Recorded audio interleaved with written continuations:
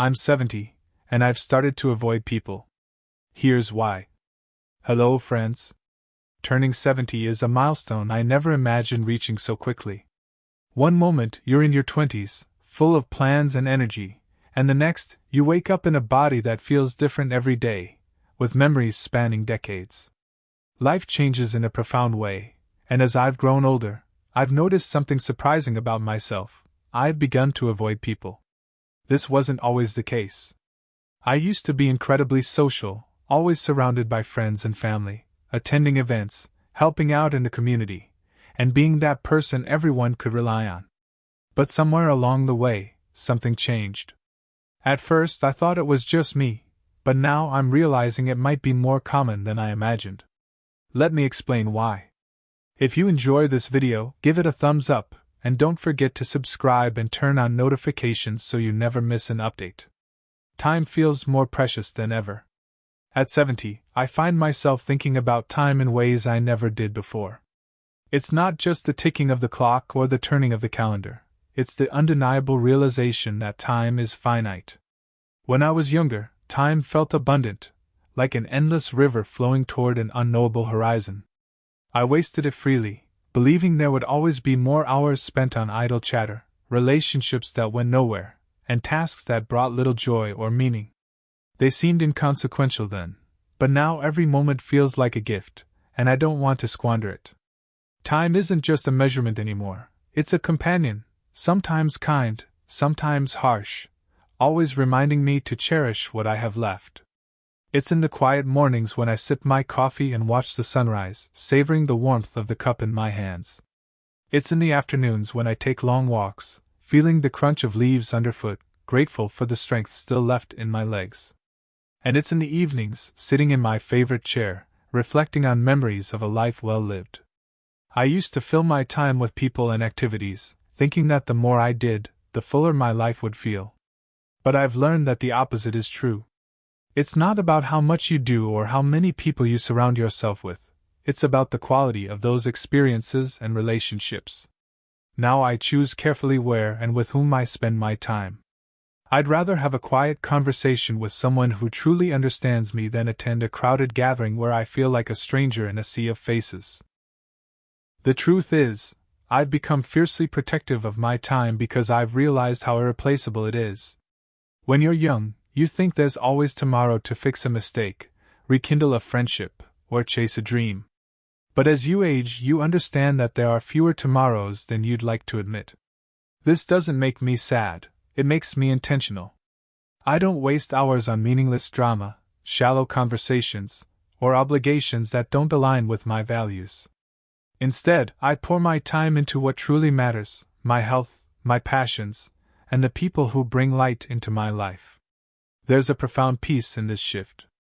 I've stopped feeling guilty about saying no to things that don't serve me. I no longer feel the need to explain myself when I choose solitude over socializing.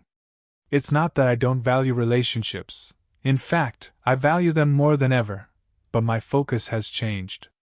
I want my connections to be genuine, my conversations to be meaningful, and my days to feel full, not just busy. At this stage in life, it's also about letting go of regrets over wasted moments, letting go of grudges that once seemed important, and letting go of the need to do it all. I've learned that it's okay to slow down and simply be. There's no rush anymore, no race to the finish line. The best moments aren't in grand achievements but in the small, quiet joys, a favorite song, a warm breeze, a heartfelt laugh.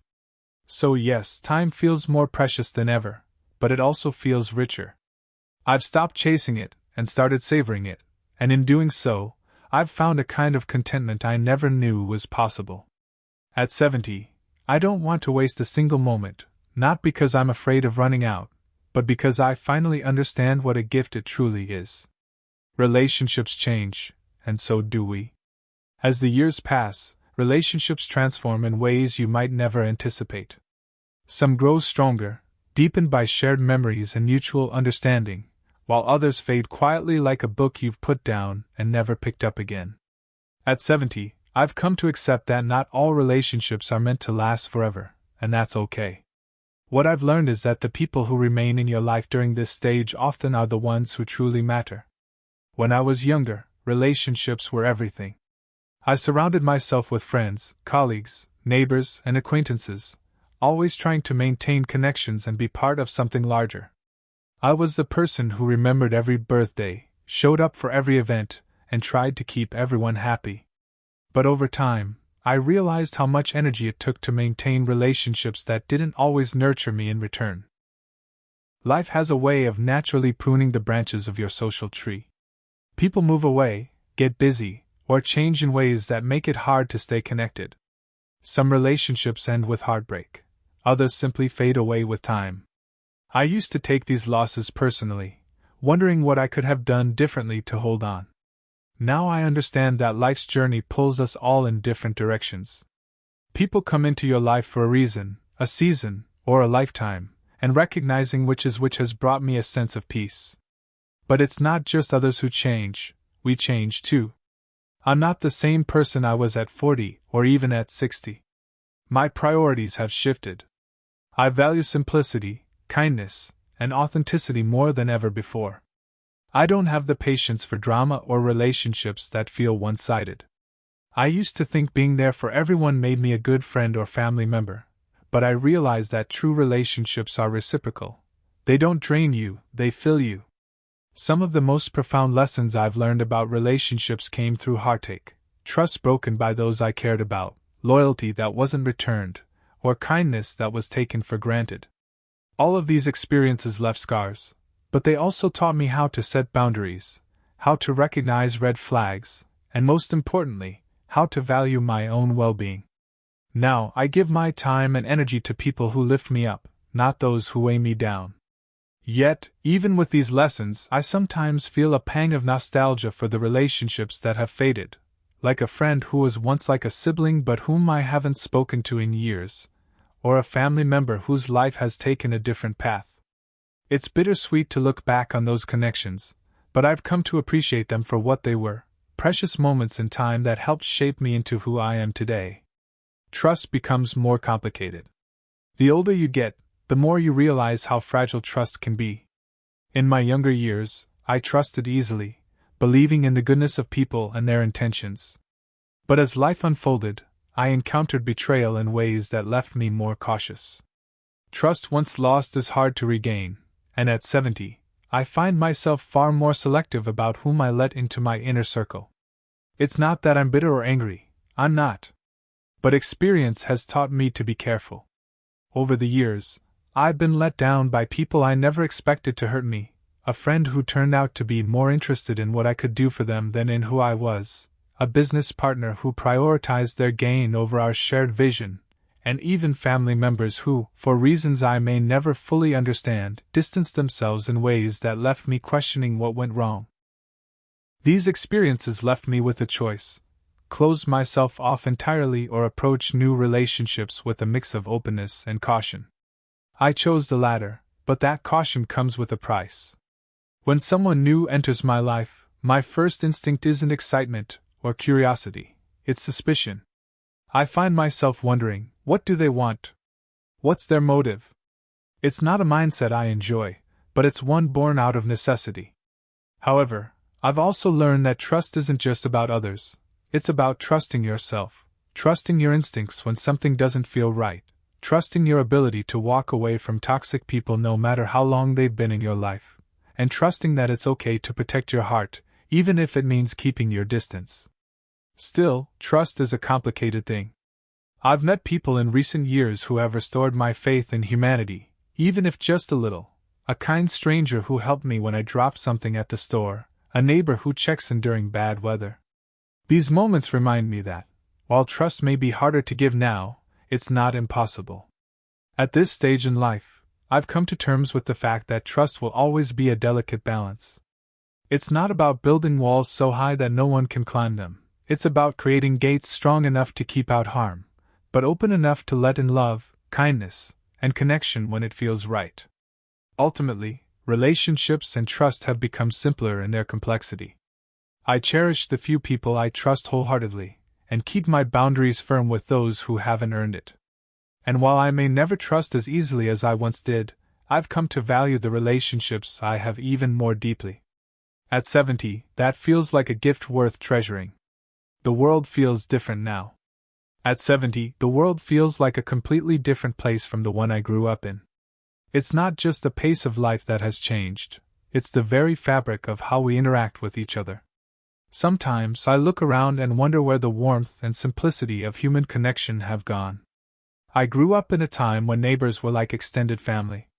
We knew each other by name, stopped by unannounced to share a cup of coffee, and offered help before anyone had to ask. Families gathered regularly, not out of obligation, but out of genuine love and joy. There was an ease in those relationships, a sense of belonging that didn't require constant effort to maintain. But now it seems like everyone is so busy chasing something, success, recognition, or just keeping up with the demands of modern life. People don't visit each other the way they used to. Conversations have become rushed, as though we're all racing against an invisible clock. Even within families, connections sometimes feel thinner, stretched by distance, both physical and emotional. Technology, for all its conveniences, has played a part in this shift.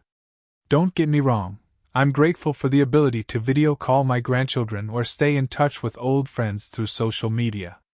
But at the same time, I can't help but feel that these screens have created barriers between us. There's something irreplaceable about sitting across from someone, hearing the nuances in their voice, and feeling the warmth of their presence. The constant hum of notifications, news updates, and endless scrolling can feel overwhelming. It's as though the world has become noisier yet lonelier at the same time. There are moments when I just want to step away from it all, turn off the phone, and retreat into the quiet of my own thoughts.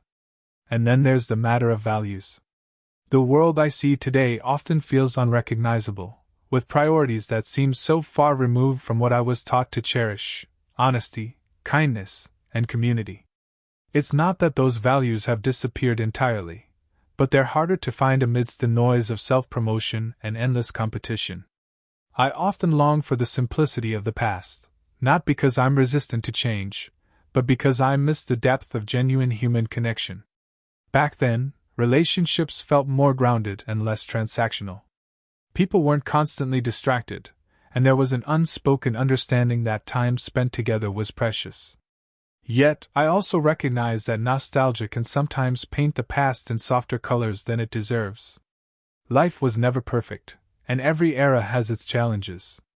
But as the world moves forward, I find myself retreating, not out of bitterness, but out of a desire to hold on to what still feels real and meaningful to me. Solitude isn't loneliness. In my younger years, I used to equate being alone with being lonely. The thought of spending an evening by myself seemed unbearable, as though solitude was something to be avoided at all costs. But now I've come to understand that solitude isn't something to fear, it's something to cherish. There's a profound difference between being alone and being lonely. Loneliness is an emptiness, a longing for connection that feels out of reach. Solitude, on the other hand, is a fullness, a quiet contentment in your own company. At 70, I've found that some of the happiest moments in my life come from simply being still, letting the world fade into the background as I focus on the here and now. In solitude, I've rediscovered the joy of simple pleasures, sitting by the window with a cup of tea, watching the birds flutter around the feeder, feeling the warmth of the sun on my face during a morning walk, and hearing the crackle of a fire on a cold evening. These moments, though small, fill me with a sense of peace that no crowded room or bustling event ever could. Solitude has also given me the space to reflect. At this stage of life, memories become both a comfort and a teacher. I find myself revisiting moments from the past, not out of regret, but out of gratitude for the experiences that have shaped me. In the quiet of my own thoughts, I've been able to make peace with the things I once struggled to understand. This doesn't mean I've completely cut myself off from the world. I still enjoy seeing my grandchildren's faces light up when they visit, catching up with old friends, or engaging in causes that matter to me. But those connections feel more meaningful now because they are a choice, not an obligation. I no longer feel the need to say yes to every invitation or maintain relationships that drain me. solitude has also helped me appreciate the relationships that remain. When I do spend time with others, I'm fully present, savoring the moments we share. There's no rush, no distraction, just the joy of being together, however briefly. I think solitude teaches you to love yourself in a way that no amount of external validation ever could. It shows you that your worth isn't tied to how many people surround you or how busy your social calendar is. It's in the quiet moments when you realize you're enough just as you are. At 70, I've learned that solitude isn't a sign of loneliness, it's a sign of strength. It's a choice to step away from the noise, to protect your peace, and to focus on what truly matters. In that choice, I've found a happiness that's deeper and more enduring than I ever imagined. Why I avoid people now. At this stage of my life, avoiding people isn't about bitterness or resentment, it's about peace. After 7 decades of giving, learning, and sometimes hurting, I've come to understand that not every relationship is meant to last, and not every connection is worth the energy it takes to maintain. It's a lesson that's both freeing and bittersweet, one I've embraced, not out of sadness, but out of necessity. For most of my life, I was the kind of person who put others first. I gave my time, my energy, and my heart freely, often without expecting much in return. I wanted to be liked, to be helpful, to be someone others could depend on. And for a long time, that felt right. I thrived on being needed, on showing up for others, on being the steady hand people could rely on. But life has a way of teaching you where your boundaries should be, even if it takes decades to learn the lesson.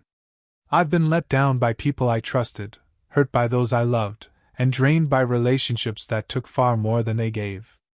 There were times I ignored the red flags because I wanted so badly to see the good in someone.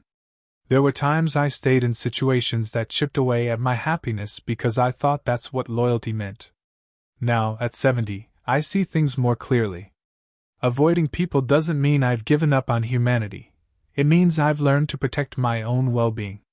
I no longer feel obligated to keep toxic relationships alive or to engage in situations that leave me feeling empty. I've traded the noise of social obligations for the quiet of meaningful solitude, and I've never felt more at peace. I avoid people who bring drama into their lives and mine. I avoid those who make everything about them, who never ask how I'm doing or seem to care about the answer. If they do, I avoid people who take my kindness for granted, assuming it's endless. And most importantly, I avoid situations that make me feel less than who I truly am. This isn't to say I've closed myself off completely. I still cherish the relationships that matter, friends and family who have stood the test of time, who show up not because they need something, but because they care. Those connections are sacred to me, and I nurture them with all the love I have left to give. But I no longer feel the need to cast a wide net. A smaller, deeper circle is more than enough. In some ways, avoiding people has allowed me to appreciate them more. When I do spend time with others, it's because I truly want to, not because I feel obligated. The conversations are richer, the moments more memorable, because they're chosen, not forced. Does this sound familiar? I often wonder if others in my age group feel the same way. Is it just me, or does time naturally make you more selective?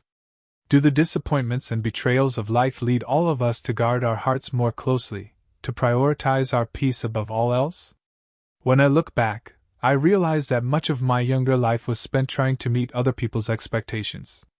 I wanted to be everything to everyone, a good friend, a reliable partner, a supportive family member. But as the years went on, I began to see how exhausting that was and how little of myself I had left by the end of it. Now I've stopped apologizing for protecting my time and energy. I've stopped feeling guilty for choosing solitude over socializing. I've stopped wondering if there's something wrong with me for needing space to breathe, reflect, and simply be. If you're in your 60s, 70s, or beyond, maybe you've found yourself making similar choices. Maybe you've started to pull away from relationships that no longer serve you or situations that leave you feeling drained instead of fulfilled. Maybe you've noticed that you value quality over quantity when it comes to the people in your life. It's not an easy transition. Sometimes it feels like letting go of parts of yourself. But the truth is, this stage of life is about shedding what no longer fits. It's about creating space for peace, joy, and the things that truly matter. If this resonates with you, I want you to know you're not alone. There's no rulebook for how to navigate this part of life, no one-size-fits-all approach. Some people thrive in big social circles well into their golden years, and that's wonderful for them. But if you're like me and find comfort in solitude and smaller, deeper connections, that's just as valid. At 70, I've learned that it's okay to let go of what no longer serves you. It's okay to prioritize yourself, to protect your peace, and to live life on your own terms. And in doing so, I've found a kind of freedom I never knew existed, a freedom to be fully and unapologetically myself. So if you find yourself pulling away from people or choosing solitude more often, don't see it as a loss, see it as a gain. It's a gift to carve out a life that feels right for you, even if it looks different from what others expect. Here's to this chapter of life, a chapter of reflection, growth, and the courage to live authentically. May we all find the peace we deserve. Embracing this chapter. At 70, I've come to see life not as a series of endings, but as a series of beginnings.